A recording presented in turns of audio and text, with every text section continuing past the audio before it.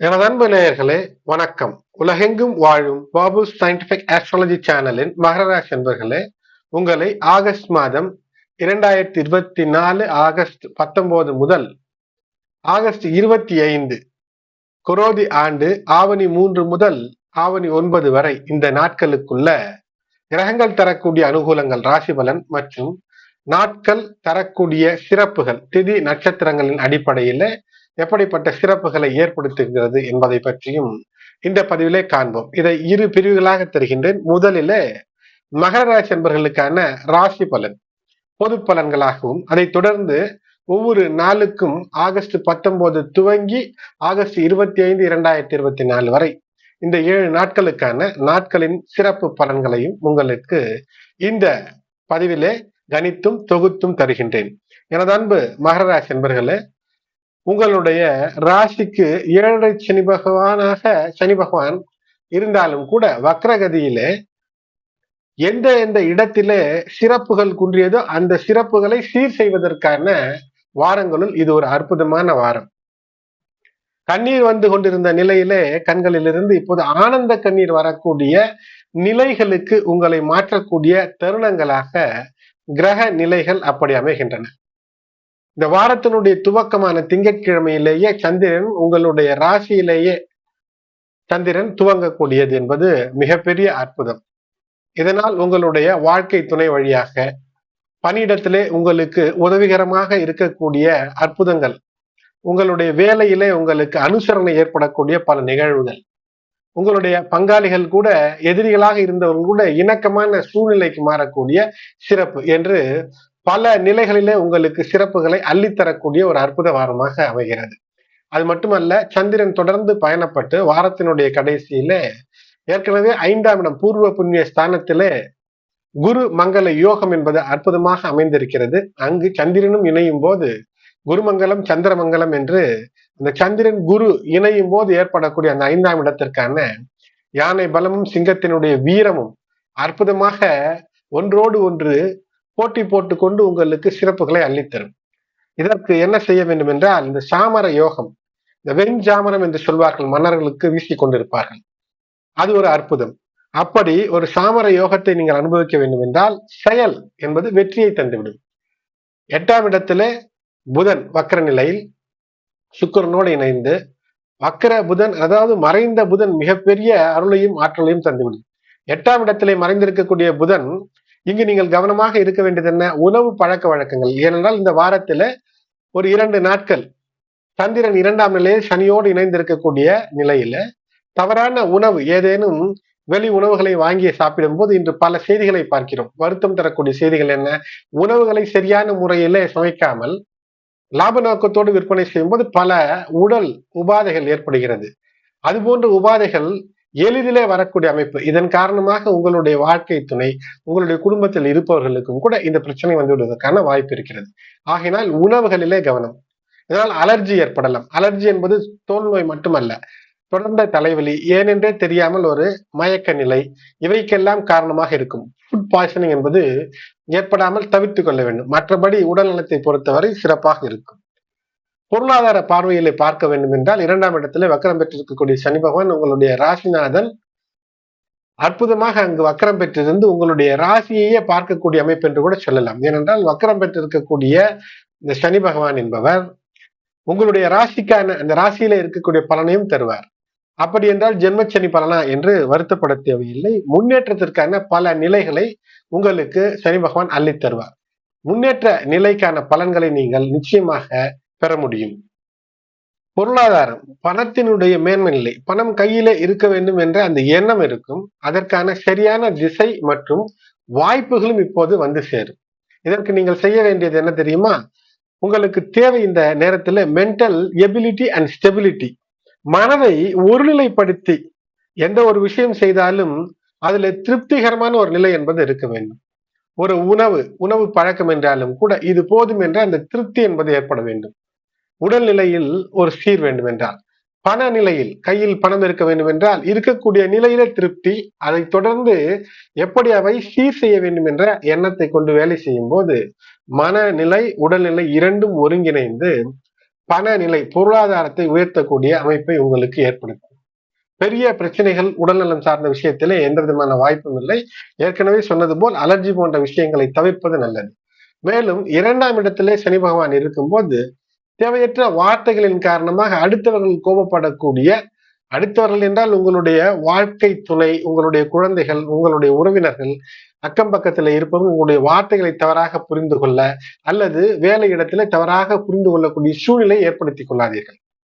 எதை செய்தாலும் சற்று பதறாமல் செய்யும் போது அந்த விஷயம் உங்களுக்கு அற்புதமாய் அனுகூலமாக சிதறாமல் உங்கள் கைகளுக்கு வந்து சேரும். அனைவரையும் அனுசரித்து செல்ல வேண்டும் என்பதே உங்களுக்கு கிரகங்கள் தரக்கூடிய இனிமையான ஒரு செய்தி. திருமண வாய்ப்பு ஏற்படுமா என்று இருக்கிறீர்கள், திருமண வாய்ப்பு தேடிக்கொண்டிருக்கிறீர்கள், திருமணத்துக்கான வயதில இருக்கிறீர்கள், அல்லது உங்களுடைய குடும்பத்தில் உங்களுடைய குழந்தைகள் திருமண வயதில இருக்கிறார்கள் என்றால் நீண்ட நெடுநாட்களாக தடைப்பட்ட விஷயத்துல இந்த வாரத்திலே அதற்கான முயற்சிகளை துவங்கும் போது நிச்சயமாக அதற்கான வெற்றி வாய்ப்புகள் திருமண நாள் முடிவு செய்யக்கூடிய அமைப்பு என்பது ஏற்படும். உங்களுடைய குழந்தைகளின் மூலமாக நல்ல ஒரு புகழ் பாராட்டு, உங்களுடைய குழந்தைகளினுடைய மனம் சந்தோஷப்படக்கூடிய அமைப்புகள் ஏற்படும். அது மட்டுமல்ல, எதிர்பார்த்ததை விட உங்களுடைய கனவுகள் நினைவாகக்கூடிய அமைப்பை உங்களுடைய அந்த வாழ்க்கை துணை உங்களுக்கு ஏற்படுத்துவது மட்டுமல்ல, உங்களுடைய வாழ்க்கையிலே முக்கியமாக நீங்கள் கருதக்கூடிய உங்களுடைய உடன் பிறந்தவர்கள், உங்களுக்கு பிறந்திருக்கக்கூடிய குழந்தைகள், இவர்கள் மூலமாக கனவுகள் மெய்ப்படக்கூடிய அற்புதம் என்பது இருக்கும். பூர்வ புண்ணிய நிலையில ஏற்படக்கூடிய இந்த கிரக நிலைகள் என்பது பூர்வ புண்ணிய சொத்துக்களினுடைய அனுகூலங்கள் என்பது நிச்சயமாக உங்களுக்கு ஆதாயமாக வருவதற்கான அற்புத வாய்ப்புகளை ஏற்படுத்தி தருகிறது. எதிலுமே தொடர் முயற்சி, சில அலைச்சல்கள் இருக்கத்தான் செய்யும். கிரக நிலைகளை பார்க்கும்போது அலைச்சல்கள் என்றாலும் கூட மிகப்பெரிய வெற்றியை தரும். மாணவர்களுக்கு வெளிநாட்டு கல்வி வாய்ப்பு என்பது அதிகமாக பெறுவதற்கான வாய்ப்பு இருக்கிறது. பரிகாரமாக மகர ராசி நண்பர்களே, இந்த வாரத்துல 2ஆம் இடத்துல சனி பகவானோடு சந்திரன் இணைவார். ஆகையினால் பேச்சிலே கவனம், மனக்குழப்பமின்றி இருப்பது, தெய்வ நம்பிக்கை, இறை நம்பிக்கையோடு, இறை அச்சத்தோடு இருப்பது, அது மட்டுமல்ல எடுத்த காரியத்தை முடிக்க வேண்டும் என்ற இந்த விடா முயற்சி என்பது உங்களுக்கு பரிகாரமாக அமைய வேண்டும். மற்றபடி அந்த இறைவனை வேண்டுவது என்பதை பற்றி இந்த தொடர் பதிவிலே உங்களுக்கு ஒவ்வொரு நாளும் அதற்கான சிறப்புகளை தருகின்றேன். எனது அன்பு நேயர்களே, இந்த வாரம் அதாவது ஆகஸ்ட் 19 துவங்கி ஆகஸ்ட் 25 வரை கலியுகம் குரோதி வருஷத்திய ஆவணி 3 முதல் 9 வரை இந்த நாட்களிலே சந்திரன் மகர ராசி திருவோணம் 4ஆம் பாதம் 21ஆம் டிகிரியிலே துவங்கி ரிஷபம் கார்த்திகை நட்சத்திரம் 3ஆம் பாதம் வரை பெயர்ச்சி என்பது, இந்த பெயர்ச்சி தான் வார பலன்களை நிர்ணயிக்கும். பொது பலன்களாக இந்த பலன்கள் உங்களுக்கு அமையும். மிக முக்கியம் என்பது இந்த மாதத்தில உங்களுடைய குலதெய்வ வழிபாடு, அதனோடு கூட ஆவணி மாதத்திலே வரக்கூடிய வழிபாடுகள், முன்னோர் வழிபாடையும் தொடர்ந்து செய்வது சிறப்பை ஏற்படுத்தும்.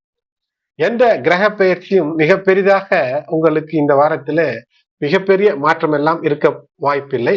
ஆனால் இருக்கக்கூடிய நிலைகளில் சந்திரனால் ஏற்படக்கூடிய அந்த சிறு சிறு நிலைகள் கூட வாழ்க்கையிலே பெரிய பலன்களை தந்துவிடும். ஆகையினால் ஒவ்வொரு நாளும் கவனத்தோடு இருப்பது என்பது மிக முக்கியம். 19 ஆகஸ்ட் 2024 ஆவணி 3 திங்கட்கிழமை பௌர்ணமி கிரிவலம் அன்று திருவோண நட்சத்திரம் காலையில மாலையில அவிட்டம். ஆகையினாலே நாள் முழுவதும் சித்த யோகமாக அமைகிறது. ரிக் யஜுர்வேத உபகர்மா வேதங்கள் பிறந்த நாள். திருவோணத்தில ரிக்வேதம் பிறந்ததாகவும் அவிட்ட நட்சத்திரத்தில யஜுர்வேதம் பிறந்ததாகவும் நமக்கு முன்னோர் சொல்லி வைத்திருக்கிறார்கள். இந்த நாளில தேவர்கள், ரிஷிகள், பித்ருகள் இவர்களுக்கான தர்ப்பணம் செய்திருக்க வேண்டும். இஷ்ட தெய்வ வழிபாடு, இஷ்ட தெய்வத்திற்கு ஏதேனும் யாகம் செய்வது அல்லது விளக்கேற்றி வழிபாடு செய்வது சிறப்பை ஏற்படுத்தும். திங்கட்கிழமையிலே சிரவண நட்சத்திரம் என்பது பெருமாள் வழிபாடு. மாலை வேளையில இரவு நேரங்களில ஹயக்ரீவர் ஜெயந்தி, ஹயக்ரீவர் உற்பத்தி என்று சொல்வார்கள். இதற்கு ஹயக்ரீவர் உற்பத்தி ஆனார் என்று அந்த அடிப்படையில உங்களுடைய குழந்தைகளின் கல்வி நலன் கருதி வேண்டுதல் செய்வது சிறப்பை ஏற்படுத்தும். சர்ப்ப தோஷங்கள் இருப்பதற்கான சடங்குகளை செய்ய ஏற்ற நாளாக அமையும்.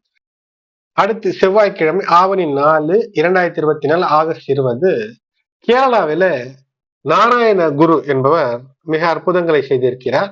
அவருடைய ஜெயந்தி இரவு 8:33 வரை பிரதமை. காயத்ரி ஜபம், இந்த காயத்ரி ஜபம் என்பது பௌர்ணமிக்கு அடுத்த நாள், இந்த உபகர்மாவிற்கு அடுத்த நாள் காயத்ரி ஜபம், காயத்ரி மந்திரம் படிப்பது சிறப்பை ஏற்படுத்தும். இந்த நாள் முழுவதும் மரண யோகமாக இருக்கிறது. பூணூல் போட்டிருப்பவர்கள் அந்த அடுத்த நாள் காயத்ரி ஜபம் செய்வது பல மடங்குகள் நன்மையை தரும். ஸ்ரவண பகுலம் இஷ்டி இந்த நாளும் கூட இஷ்டதெய்வ வழிபாடு சிறப்பை ஏற்படுத்தும். அசூன்ய சயன விரதம், அதாவது கிருஷ்ணருக்கு ஊஞ்சல் கட்டி வழிபாடு செய்வது என்பது தூக்கமின்மை போன்ற விஷயங்கள், குழந்தையின்மை போன்ற விஷயங்கள், இவற்றிலிருந்து உங்களுக்கு நிவர்த்தியை தந்து சந்தோஷத்தை ஏற்படுத்தும். இந்த நாளிலே செவ்வாய்க்கிழமையில சுப காரியங்களை தவிர்ப்பது நல்லது. தெய்வ காரியங்கள் செய்வது சிறப்பு. செவ்வாய்க்கிழமைகளிலே முருகன் வழிபாடும், செவ்வாய்க்கிழமை ராகுகால நேரத்திலே உக்ரதெய்வ சன்னிதானங்களில விளக்கேற்றி வழிபாடு செய்வது மிக பெரும் சிறப்புகளை தரும், மரண பயத்தை போக்கும். அடுத்து புதன்கிழமை ஆவணி 5 ஆகஸ்ட் 21 மாலை 5:07 வரை துவிதியை திதி இருக்கிறது. இந்த நாள் ஜாதக தோஷ பரிகாரங்கள் செய்வதற்கு ஒரு ஏற்ற நாளாக இருக்கிறது. அமிர்த யோகம் மற்றும் சித்த யோகம் கூடிய நாளாக இருக்கிறது. லட்சுமி நாராயணருக்கான பூஜைகளை செய்வதற்கு இது ஏற்ற நாளாக, சிறப்பு நாளாக அமைகிறது. அடுத்து வியாழக்கிழமை ஆவணி 6 2024 ஆகஸ்ட் 22 வாஸ்து நாள் மாலை, அதாவது பகல் 3:18 முதல் 3:54 வரை வாஸ்து நேரம். பல இடங்களிலே காலையிலே வாஸ்து செய்வார்கள். ஆனால் இந்த நாளில் சிறப்பு என்னவென்றால் மாலை 3:18 முதல் 3:54க்குள் வாஸ்து, நீங்கள் வாங்கி வைத்திருக்கக்கூடிய நிலத்தில வீடு கட்டுவதற்கான ஒரு முயற்சி, ஒரு சிறிய பூஜையை ஈசான்ய மூலையில செய்யும் போது அந்த வீடு மிக விரைவிலே கட்டி முடித்து அதிலே குடிபோகக்கூடிய அமைப்பை ஏற்படுத்தி தரும். இந்த நாள் மகா சங்கடஹர சதுர்த்தி, விநாயகர் சதுர்த்திக்கு முன்னால் வரக்கூடிய மகா சங்கடஹர சதுர்த்தி. இந்த நாளிலே சங்கடஹர சதுர்த்தி விரதத்தை துவங்குபவர்களுக்கு தொடர்ந்து ஒரு 12 சங்கடஹர சதுர்த்தி நாட்களிலே விரதம் இருந்து வழிபாடு செய்யும் போது விநாயகனை எல்லா தடைகளையும் அகற்றி முன்னேற்றத்தை தருவான் என்பது ஐதீகம். சுப முகூர்த்த நாளாக வியாழக்கிழமை அமைகிறது. நல்ல காரியங்கள் செய்வதற்கு ஏற்ற நாள். இந்த நாளில ஜாதக பரிவர்த்தனை செய்வது, பெண் பார்க்க, வரன் தேட, இவையெல்லாம் ஏற்பாடு செய்யக்கூடிய அமைப்பு என்பது வெற்றியை தரும். திதி துவயம், திருதியை, சதுர்த்தி இந்த திதிகளில இறந்தவர்களுக்கு தர்ப்பணம் தர ஏற்ற நாள். இந்த நாள் வியாழக்கிழமை என்பது தமிழகத்தில, தென் தமிழகத்தில பல இடங்களிலே மழை பொழிவு என்பது அதிகமாக இருக்கக்கூடிய வாய்ப்பு என்பது இருக்கிறது. 23 ஆகஸ்ட் 2024 ஆவணி 7 வெள்ளிக்கிழமை.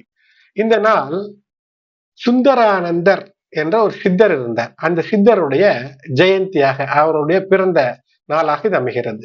இந்த சுந்தரானந்தர் 16ஆம் நூற்றாண்டிலே வாழ்ந்த ஒரு சித்தர். போகமுனி என்னும் சித்தரினுடைய ஸ்டூடெண்ட், மாணவராக இவர் இருந்தார். இவர் அகத்திய பூஜை செய்த லிங்கத்தை பெற்று வந்து சதுரகிரி என்ற அந்த மலையிலே பிரதிஷ்டை செய்து வழிபட்டார் என்று இவருக்கான சிறப்பு இருக்கிறது. மதுரையிலே இவர் சமாதி அடைந்ததாகவும், மதுரை மீனாட்சி அம்மன் கோயிலிலே இவருக்கு என்று ஒரு தனி சந்நிதி என்று இருக்கிறது. சித்தர்கள் என்பது நம்மோட வாழ்ந்து இறைவனால் ஒரு தூதுவன் என்று கூட சொல்லலாம், அனுப்பப்பட்டு உலக விஷயங்களுடைய நுட்பங்களை அறிந்து மக்களுக்கு நல்லதற்காக சொன்னவர்கள். அப்படிப்பட்டவர்களிலே ஒருவர் இந்த சுந்தரானந்தர். இவருடைய ஜெயந்தி. இவர் பல நூல்களை, புத்தகங்களை எழுதியிருக்கிறார். அதிலே ஜோதிட காவியம், வைத்திய திரட்டு, முப்பு, சிவயோக ஞானம், விஷ நிவாரணி என்ற விஷமுறிவிற்கான, அப்புறம் வாக்கிய சூத்திரம், கேசரி, சுத்த ஞானம் என்று பல நூல்களை நமக்கு அற்புதமாக தந்திருக்கிறார். இவர்களுடைய பாடல்களை பொறுமையாக படிக்கும் போது ஆழ்ந்த உள் அர்த்தங்களை கண்டு நாம் வியக்கக்கூடிய அமைப்பு என்பது நிச்சயமாக அமைந்திருக்கிறது. அப்படிப்பட்ட ஒரு சித்தர் பிறந்த ஜெயந்தி, சுந்தரானந்த சித்தர் ஜெயந்தி என்பது வெள்ளிக்கிழமை. ஆகினால் அவரை மனதில் நினைத்துக் கொள்ளலாம்.